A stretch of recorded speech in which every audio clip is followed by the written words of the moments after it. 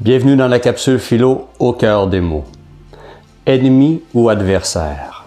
Bonjour, mon nom est Steve Letourneau.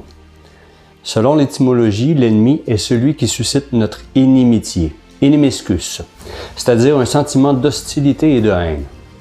Le fait de considérer l'autre ou une situation comme un ennemi nous enferme dans une réaction émotionnelle. Ainsi, toute possibilité de croissance intérieure s'en trouve bloquée.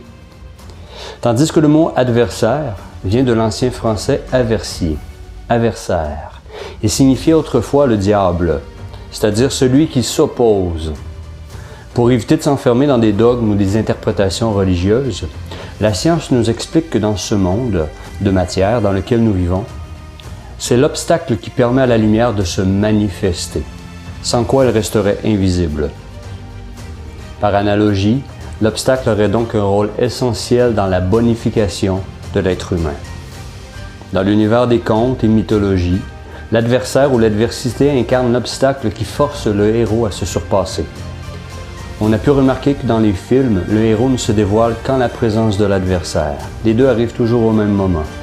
Il y a toujours une espèce de collaboration entre les deux, tout comme l'adversité force ce qu'il y a de plus noble en nous à se manifester.